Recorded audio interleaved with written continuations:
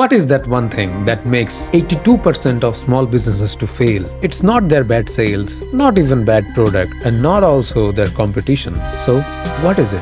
Ladies and gentlemen, welcome back to the channel. And in today's video, I will be sharing how you can manage that one thing that is causing trouble for 82% of small businesses, and that is cash flow management. The first step to manage cash flow for your small business is avoid being short of cash. To manage cash flow, you need cash. It's so obvious, right?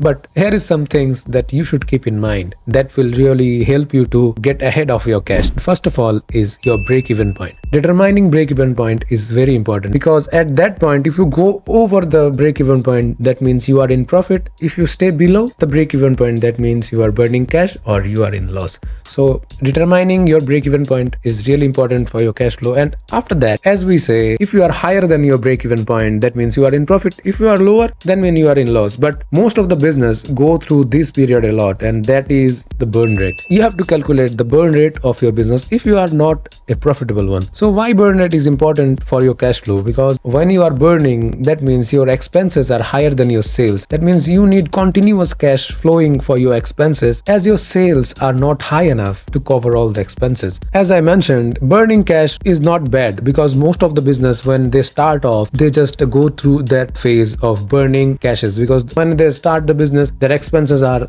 just high, keeps the same, but the sales are lower. Many of the businesses that burns goes through J-curve cycle. That means the business is burning through cash, burning through cash, and suddenly they take off and they earn revenue. That's why to manage all the expenses, you need to calculate your burn rate and also prepare the cash required for your expenses. And that's why cash flow budget is also important. If you can, though it's really advanced, you can do it yourself if you're just starting out, and if you can afford, you can keep a bookkeeper to make a cash flow budget. If your budgeted cash flow is negative, you can try out quick loan packages just like from business credit cards or just any short-term loan provider, but always think about the interest rate that you are going to pay and keep that in mind. If you have a positive cash flow, that means you are doing a great job. Always keep 3 months of cash in reserve so that you don't face any obligations regarding to cash flow.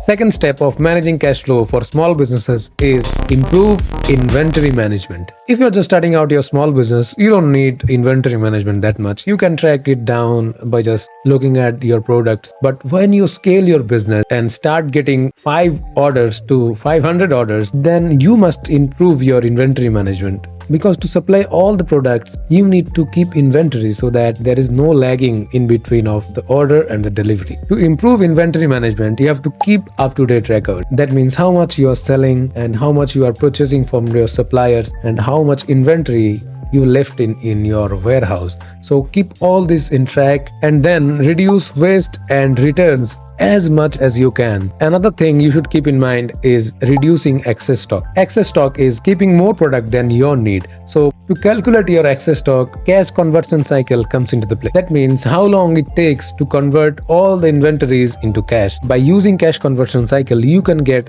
the days that your inventory needs to turn into cash. When you get the number of days, you can find out how and when you should order the next inventory so that you don't have any excess stock or you don't have to face any waste or any cash flow issues. If your business allows you to spend on a inventory management software, you can surely invest on it. But if your business is not allowing to spend any much money on softwares, you can manually manage your inventories by using inventory planners or any other inventory management dashboards. Third step to manage your cash flow is collect receivables promptly. If your business is not running on receivables, that means if your business doesn't offer any credit to their customers, that means you are just out of a big headache. But if you are running on credit, that means you have to do some math to get these things right. So first of all, try to invoice the same day of the sales or the service is made, and try to make a proper invoice so you can get a advanced aging report about the receivables, and also establish a payment term for the receivables. And as well as you can offer discounts to get the money as soon as possible. You should always focus on your break-even point and try to reach break-even point as soon as possible, and do everything it takes and give them discounts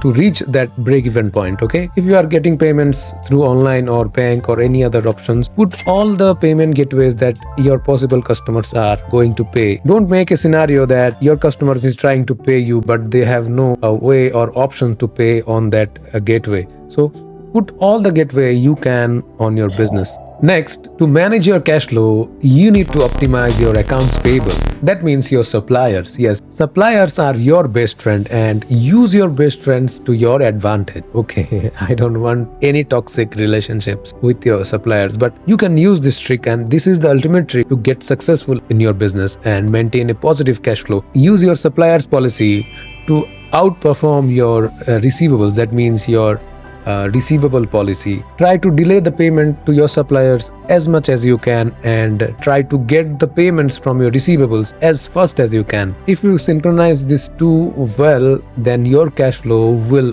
be positive no matter how you run your business. So keep that in mind, and if you want to get in-depth knowledge about how to manage accounts receivable and accounts payable, you can check out this video. Fifth and final step to manage your cash flow for your small business is leasing or renting instead of buying. And this habit 100% help you to manage cash flow well for your business. As a small business owner, you have a small working capital, right? Or you have a small business loan to start out. So if you spend all your money on buying an asset that your business needs, that makes your business vulnerable to future expenses. So always try to rent or lease a property or any equipment that your business needs instead of buying. By leasing or renting, you can avoid the long-term commitment and break it down into small short-term payments that your business can easily manage. So there you have it, 5 steps to manage cash flow for your small business. When you scale and succeed in your small business, then you will feel the importance of cash flow, and I will guarantee you that the knowledge you have acquired from this video will surely help you to navigate through the toughest times when your business and when you need the most. So thank you for watching this video, and if you want to know more about accounts receivable and payables, you can check out this video. I will link it on here. Thank you for watching. See you in the next video.